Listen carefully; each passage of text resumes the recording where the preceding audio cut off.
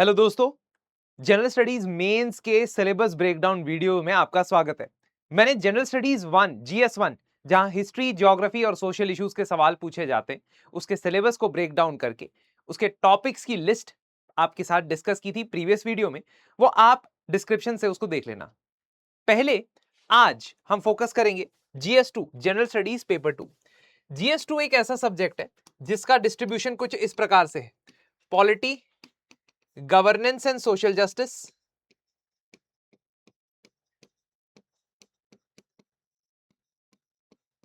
And international relations. तो basically ये तीन सब्जेक्ट आप कह सकते हो। आप पॉलिटी गवर्नेंस को एक सब्जेक्ट भी मान सकते हो, लेकिन आंसर राइटिंग या मेंस की तैयारी के अंदर गवर्नेंस को अलग मानना ही बेहतर रहता है। तो पॉलिटी गवर्नेंस आईआर में से पॉलिटी प्लस गवर्नेंस मिला के आपके 200 मार्क्स का पेपर आएगा और आईआर के 50 नंबर का आएगा। ऐसा पिछले 10 सालों का ट्रेंड है। ऑफ कोर्स यूपीएससी चाहे तो इसे चेंज कर सकता है, वो कोई इसके बात की गारंटी नहीं लेता है। लेकिन पॉइंट यह है कि क्योंकि मेंस के अंदर सिलेबस इतना डिटेल में दिया होता है, इसलिए जिस पोर्शन ऑफ सिलेबस में ज्यादा नंबर ऑफ टॉपिक्स है, उसमें से ज्यादा नंबर ऑफ क्वेश्चंस भी आते हैं। और इसी तरीके से पॉलिटी गवर्नेंस में से तकरीबन 16 क्वेश्चंस और आईआर में से 4 क्वेश्चंस आपको पेपर में देखने को मिलते हैं। अब इस पर्टिकुलर सब्जेक्ट को अप्रोच कैसे करना है, वैसे ही जैसा हम हर सब्जेक्ट को अप्रोच करते हैं, जिसमें 3 लेवल्स हैं। Level number 1 is the topic of the syllabus, layer number 2 is previous year questions, and layer number 3 is the current affairs. अब हमने जब जीएस 1 का डिस्कशन आप लोगों में से जितने भी लोगों ने देखा होगा, अगर नहीं देखा तो मैं दोबारा रिपीट कर देता हूं। जीएस 1 के डिस्कशन में मैंने बताया था कि करंट अफेयर्स का बहुत ज्यादा रोल नहीं होता है in comparison to 2, 3 and even 4 to that extent. लेकिन करंट अफेयर्स एक फाइनल रोल प्ले करते हैं to complete our topic list. तो आज की जो हम टॉपिक लिस्ट बना रहे हैं, उसका बेसिस ये दो है। लेकिन करंट अफेयर्स के बेसिस पे कुछ चीजें, कुछ इश्यूज नए भी ऐड हो सकते हैं, जिसको मैं अपकमिंग वीडियोस में एड्रेस करूंगा। जीएस 2 का अगर आप सिलेबस देखेंगे तो हर मेंस के सिलेबस की तरह इसको भी दो हिस्सों में डिवाइड किया जा सकता है, एक स्पेसिफिक और दूसरा जेनेरिक। स्पेसिफिक का मतलब ये, स्पेसिफिक टॉपिक्स वो होते हैं जिनके आप 1 से 2 या मैक्सिमम 3 पेज में नोट्स बना सकते हो, जिससे पूरा टॉपिक कवर हो जाए। और जेनेरिक टॉपिक वो होते हैं जो इतने ब्रॉड होते हैं कि उसका 1 से 2 या 3 पेज में नोट्स नहीं बन सकते। मैं आपको उदाहरण देता हूं।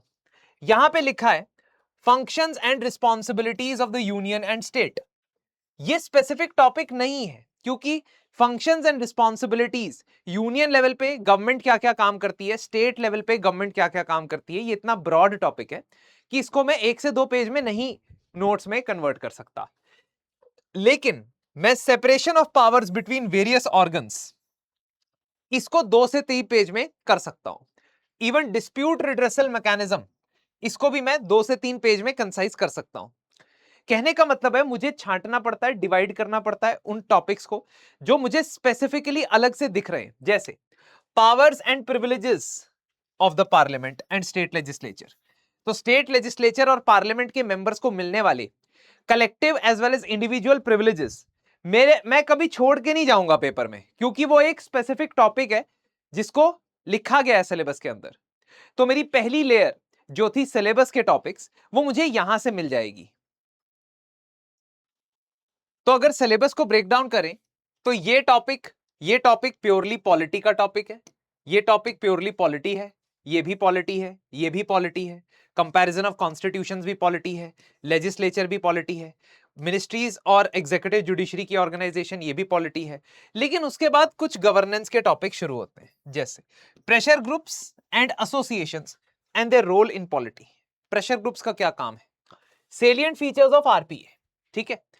ये जो आपकी constitutional and non constitutional bodies, अभी मैं पहली लेयर रख रहा हूं, दूसरी लेयर मैं इसके ऊपर लेके आऊंगा, that is previous year question, ठीक है। इसके बाद ये सारा जो पोर्शन है, ये सारा पोर्शन जो है, ये गवर्नेंस के अंदर आता है। किसमें आता है? गवर्नेंस के अंदर। तो पॉलिटी वाले पोर्शन में से तकरीबन 7 से 8 सवाल आते हैं, गवर्नेंस वाले पोर्शन में से तकरीबन 60 से 8 सवाल आते हैं। टोटल कुल मिला के ये आपका 200 मार्क्स हो जाता है। गवर्नेंस वाले पोर्शन में भी सिमिलर तरीके से आप स्पेसिफिक टॉपिक अलग से निकाल सकते हो। जैसे नॉन गवर्नमेंट ऑर्गेनाइजेशंस का क्या रोल होता है डेवलपमेंट में, सेल्फ हेल्प ग्रुप्स का क्या रोल होता है डेवलपमेंट में। ये स्पेसिफिक टॉपिक है और इनको तैयार करना रीजनेबली इजी है, आसान है। लेकिन क्योंकि ये किसी एक किताब के अंदर अच्छे से नहीं दिए होते हैं, स्टूडेंट्स इसको अच्छे से तैयार नहीं करते हैं और इसकी वजह से इसके आंसर्स में कम लिख के आ जाते हैं। पॉलिटी वाले आंसर्स ठीक ठाक लिख के आ जाते हैं, गवर्नेंस वाले आंसर्स खराब टाइप के लिख के आ जाते हैं। क्यों? क्योंकि ज्यादातर या तो आपको पढ़ाया नहीं जाता है या किताब एक सिंगल अवेलेबल नहीं है जिससे बढ़िया तरीके से पढ़ सकें। और टू बी वेरी ऑनेस्ट, ये खुद से पढ़ने में बड़ा बोरिंग सब्जेक्ट है। अगर किसी को पसंद है तो ठीक है, लेकिन मुझे personally being despite polity governance का टीचर, मुझे ये काफी ड्राई सब्जेक्ट लगता है गवर्नेंस वाला पोर्शन। अब दूसरी लेयर के लिए मुझे सबसे पहले सिलेबस को थीम्स में डिवाइड करना है। देखो, आप लोग कोई मेहनत ना करो और आपकी सारी मेहनत सिर्फ आंसर राइटिंग के ऊपर लगे, मैं इसीलिए आपके लिए मेहनत कर रहा हूं। तो मैंने क्या किया, मैंने सारे सब्जेक्ट को थीम्स में कन्वर्ट कर दिया कि थीम वाइज पढ़ लो, है ना। अदरवाइज अनलिमिटेड सिलेबस है, कितना मर्जी किताबें उठा के पढ़ना शुरू कर दो। नहीं, मैंने थीम वाइज डिसाइड किया कि मैं 6 मैक्रो थीम्स बना लूंगा। ये 6 मैक्रो थीम्स है।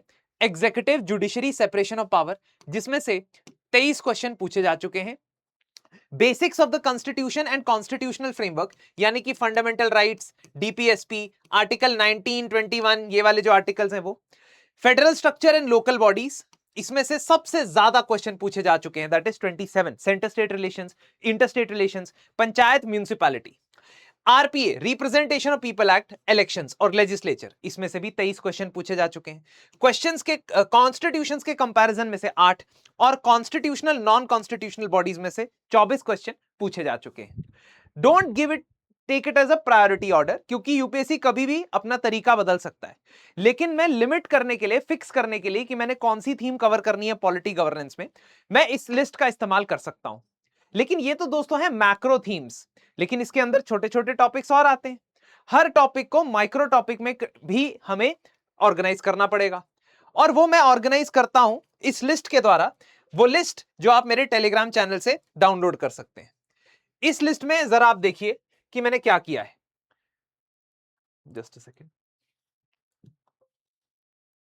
तो इस लिस्ट के अंदर आप देख सकते हैं कि मैंने जीएस 2 के जीएस पेपर 2 के माइक्रो टॉपिक्स इस तरीके से बनाए। मान लो मेरी थीम है, मेरी ब्रॉडर थीम है, representation of people act, legislature and elections. Representation of people act, legislature and elections. तो इसके अंदर मैंने ब्रॉडर थीम के अंदर छोटे छोटे थीम्स और बनाए।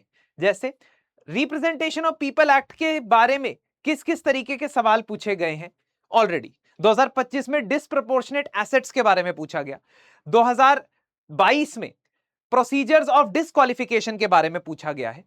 डिस्क्वालिफिकेशन के बारे में इससे भी पहले पूछा गया 2020 में। इलेक्शंस में क्या रिफॉर्म होने चाहिए, ईवीएम की क्या कंट्रोवर्सी है, साइमल्टेनियस इलेक्शन पे 2 बार सवाल पूछा गया है। इस तरीके से मैंने इसे अरेंज किया है ताकि आपको यह रिसर्च करने की जरूरत ना पड़े। अब जैसे मैंने ये इस थीम के लिए किया, मैंने सभी थीम्स के लिए ये काम किया, तो मुझे अल्टीमेटली मिला कि भाई 200 से ज्यादा ऐसे टॉपिक्स है जो पॉलिटी गवर्नेंस में हम करके जाएंगे। अल्टीमेटली ये 200 से ज्यादा नहीं है। क्यों? क्योंकि इनमें कई चीजें ओवरलैप भी होती है, कई चीजें इसमें ओवरलैप भी होती है। तो जब आप लिस्ट देखोगे, आप तैयारी करोगे, आप देखोगे कि क्वेश्चन किस बारे में पूछता है। जैसे हेल्थ केयर में जब क्वेश्चन पूछा गया तो इंडिया में पब्लिक हेल्थ केयर का क्या रोल है, आपके पास इसके 5 पॉइंट 6 पॉइंट तैयार हो जाएंगे। कहने का मतलब है मैं तैयारी फोकस ऐसे ही कर सकता हूं कि मैं अपनी second layer previous year question के बेसिस पे इन टॉपिक्स को इग्नोर करके ना जाऊं। जैसे हंगर और पावर्टी के बीच में क्या लिंकेज है, ये मुझे एग्जैक्ट पता होना चाहिए। Poverty, urban versus rural poverty में क्या डिफरेंस है, क्या बेसिक फैक्टर्स उनको डिफरेंशिएट करते हैं, ये मुझे पता होना चाहिए। पावर्टी और हंगर में डाइवर्जेंस क्या है, डाइवर्जेंस मतलब जहां पे हमारे पावर्टी लेवल्स कम हो रहे हैं, क्या हमारे हंगर माल न्यूट्रिशन के लेवल्स भी उतने ही कम हो रहे हैं? अगर नहीं हो रहे हैं तो इसका क्या कारण है? तो मुझे I have got the space to work. अब मुझे पता चल गया ये टॉपिक मैं पढ़ूंगा, तो मैं जितनी इसमें तैयारी करूंगा उसके बेसिस में मैं पक्का आंसर लिख पाऊंगा।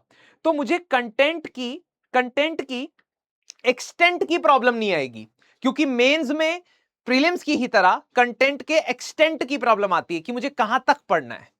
अब मेंस में भी अगर वो रैंडम क्वेश्चन पूछता है जो कहीं भी किसी भी तरीके से आंसर नहीं किया जा सकता, दैट इज समथिंग जो हम अनप्रिडिक्टेबल क्वेश्चंस की तैयारी को भी तैयार करेंगे, and that is something that I will do in my GS mains mentorship programme as well. I will come back to IR in just a moment, but I need to tell you about the GS mentorship program, जिसमें मैं सिर्फ आपको template नहीं दे दूंगा कि कोई भी question है तो ये कर देना, क्योंकि ये बेवकूफी है. कोई भी टॉपर जो भी आप देखोगे रैंक 1 से लेकर रैंक 10 के बीच में रैंक लेके आता है, उसका अपना unique style of answer writing होता है. मैं आपको उस यूनिक स्टाइल की तरफ ले जाऊंगा, नज करूंगा, और आपके ऊपर कड़ी निगरानी बनाए रखूंगा कि आप आंसर्स लिख रहे हो या नहीं लिख रहे हो. इस प्रोग्राम का बेसिक मकसद यही है कि टॉपर्स को आइडेंटिफाई करना और उनको हैंड होल्डिंग असिस्टेंस प्रोवाइड करना. ठीक है, और अगर आप एवरेज आंसर लिख रहे हो तो उसको अबव एवरेज करना, बिलो एवरेज आंसर लिख रहे हो तो उसको अबव एवरेज का आंसर करना. अबव एवरेज मैं करवा सकता हूं, लेकिन एक्सीलेंट आंसर आपके एफर्ट से बनेगा. इसलिए मैं कोई झूठे वादे नहीं करता. लोगों को आजकल ये बताया जाता है कि अगर आप ये कोर्स ले लोगे तो आप मेंस में 500 से ज्यादा, 400 से ज्यादा, 450 से ज्यादा नंबर ले आओगे. ये झूठ है. ये झूठ है क्योंकि आपके एफर्ट के बिना ये 450 के पार नहीं होगा. ये मैं एफर्ट डालने वाला हूं क्योंकि मैं ऐसे पढ़ाने वाला हूं जैसे कि मैंने ही मेंस देना है, लेकिन उसके मैचिंग कंट्रीब्यूशन आपको देना पड़ेगा. जैसे पेंशन स्कीम्स में होता है कि आप जितना कंट्रीब्यूशन देते हैं सरकार उतना ही कंट्रीब्यूशन देती है. मैं पहले कंट्रीब्यूशन दूंगा, लेकिन I will expect from you to be contributing in the same manner, and that is something that will make happen in GS mains mentorship program. इसके अलावा आपका जो पॉलिटी और गवर्नेंस के अलावा जो इंटरनेशनल रिलेशंस है, वो इंटरनेशनल रिलेशंस की भी थीम्स इस तरीके से डिवाइड होती है. अगर आप चाहते हो कि मैं सोर्सेज बताऊं स्पेसिफिकली कि अगर आप सेल्फ स्टडी कर रहे हो तो ये कहां कहां से पढ़ना चाहिए, तो कमेंट सेक्शन में सोर्सेज लिख दो. I will tell you the sources from where you should read. But mind you, मैं जितने सोर्सेज से कवर करवाऊंगा, आप अपने मेंस के एग्जाम के लिए उतने सोर्सेज खुद कवर नहीं कर पाओगे, और उसका पर्पस भी नहीं है, क्योंकि आपने तो एग्जाम देना है सारे सब्जेक्ट का. मैंने तो आपको पढ़ाना है सिर्फ मेंस के स्पेसिफिक टॉपिक्स का. अब international organisations, India and neighbourhood, central Asia, India Africa, India and other powers, West Asia, इन पे कितने सवाल पूछे गए? तो एक सवाल पक्का होता है इंटरनेशनल ऑर्गेनाइजेशंस के ऊपर, एक सवाल पक्का होता है इंडिया और उसके नेबरहुड के ऊपर. अब बाकी दो सवाल किस में से पूछ लेगा? कभी डायस्पोरा से पूछ लेगा, ठीक है, कभी कोई रीजन पकड़ लेगा, अफ्रीका पकड़ लेगा, वेस्ट एशिया पकड़ लेगा, जापान पूछ लेगा. दैट इज वेरिंग, वो वेरी करता है. लेकिन इंटरनेशनल ऑर्गेनाइजेशन का सवाल पक्का है, इंडिया और उसके आसपास की नेबरहुड का सवाल लगभग पक्का है. ठीक है, एक्सटेंडेड नेबरहुड भी आप कह सकते हो कि अफगानिस्तान के बियॉन्ड चला जाए, शायद ईरान को भी तुम एक्सटेंडेड नेबरहुड की बात कर सकते हो, आसियान को भी एक्सटेंडेड नेबरहुड की बात कर सकते हो. तो वो रीजन उठाता है, कभी सेंट्रल एशिया और अफ्रीका उठा लिया, ये सेंट्रल एशिया प्लस, ठीक है, अदर्स है ना, और इंडिया एंड अदर पावर्स जैसे कि रशिया, यूएस, इसके बारे में सवाल पूछेगा. अब इसमें भी हम अगर तैयारी करने बैठते हैं तो हमारे पास ढेर सारे सोर्सेज हैं. Express newspaper, the Hindu newspaper, ठीक है, किताबें हैं इसके ऊपर बहुत सारी लिखी हुई ऑथर्स की, मैग्रॉ हिल की भी है, ये वो फलाना ढिमकाना. लेकिन अल्टीमेटली हमारा गाइडिंग लाइट क्या होगा इसमें? हमारा इसमें गाइडिंग लाइट होगा करंट अफेयर, क्योंकि आईआर के 10 साल पुराने क्वेश्चंस पढ़ने का कोई मतलब नहीं है. बाकी सब्जेक्ट्स में मैं क्या कहता हूं कि अगर आपने प्रीवियस ईयर क्वेश्चन की कवरेज करनी है तो 10 साल पीछे चले जाओ, लेकिन आईआर में 5 साल पुराना, 5 इयर्स पुराना क्वेश्चन भी पुराना हो गया है काफी, क्योंकि जो उसका आंसर आज की डेट में आप लिखोगे वही सेम आंसर आप उस साल नहीं लिखते. फॉर एग्जाम्पल, अगर 2025 में जो पूछा गया सवाल है वो आपसे आज पूछा जाए तो भी उसका आंसर बदल जाएगा. I will give you a demonstration.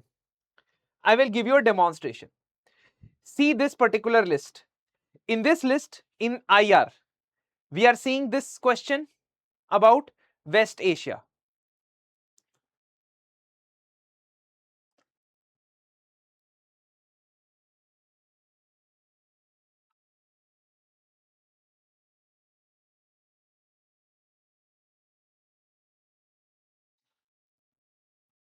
ठीक है, okay, forget it. Quad transforming from military alliance to trade bloc. Quad transforming from military alliance to trade bloc, asked in 2020. Now, when it is asked in 2020, at that time, India and China tensions are at an record high. 2020 के mains में India और China के बीच में recent कुछ महीनों में Galwan valley incident हुआ था, बॉर्डर स्कर्मिशेस हुई थी, और इसकी वजह से इंडिया और चाइना की जो पॉलिसीज थी वो काफी एंटागनिस्ट थी एक दूसरे को लेकर। इसलिए क्वाड का जो उस वक्त आंसर दोगे वो 2025 या 26 में नहीं दोगे, क्योंकि 2026 में भारत का सबसे बड़ा प्रॉब्लम, ऑल्दो चाइना हमेशा ही रहेगा, लेकिन सबसे बड़ा प्रॉब्लम ग्लोबल स्टेज पे ग्लोबल अनसर्टेनिटी है, ना कि चाइना से डील करना, है ना। Although that would be wrong ये कहना कि China is no longer a problem, but China is a problem that makes research once and for all in a couple of years time. But आज के time में अगर quad को आप analyse करोगे तो क्वाड की जो पावर है, क्वाड की जो पोटेंशियल है, उसको कमजोर होता हुआ पाओगे, क्योंकि डोनाल्ड ट्रंप ट्रांजैक्शनल डिप्लोमेसी में बिलीव करते हैं। अगर उनको जी या चाइना से अच्छी डीलिंग मिलती है, अच्छे क्रिटिकल मिनरल्स का एक्सेस मिलता है, तो क्वाड को वो भूल भी जाएंगे अगले 2 साल, किसी का कोई भरोसा नहीं। That means everything depends upon what is happening in the current sphere. और करंट स्फीयर में आईआर के, इसलिए आपको 5 साल पुराने ही क्वेश्चंस देखने चाहिए, उसके पीछे आपको जाना नहीं चाहिए। और जो उसकी थीम्स है जो मैंने यहां पे लिस्ट आउट की है, मैक्रो थीम्स, उसके बेसिस पे तो तैयारी की प्रायोरिटाइजेशन करनी जरूरी है। अब अगर आप चाहते हैं कि मैं सोर्सेज भी बताऊं, सोर्सेज तो मैं शॉर्ट वीडियो में बता दूंगा, लेकिन कमेंट सेक्शन में मुझे बता देना आप चाहते हो कि सोर्सेज जानने हैं। और अगर आप मेरी कड़ी निगरानी के अंदर अगले 2.5 महीने में, अगले 2.5 मंथ्स में मेंस की तैयारी करना चाहते हो, तो आप इनमें से कोई भी प्रोग्राम ले सकते हो, लेकिन मेंस मेंटरशिप प्रोग्राम के लिए I will be personally responsible. दूसरी चीज ये कि अगर आप 2027 के लिए तैयारी कर रहे हो तो उसमें भी मेरा मेंटरशिप प्रोग्राम अवेलेबल है, जीएस मींस मेंटरशिप प्रोग्राम। आप हमारे नंबर पे पूछ के, कॉल करके पूछ सकते हो कि आयुष सर की मेंटरशिप हमें चाहिए, कौन सा प्रोग्राम अवेलेबल है। धन्यवाद, और आपसे मिलता हूं नेक्स्ट वीडियो के अंदर, जहां मैं जीएस 3 का ब्रेकडाउन करूंगा।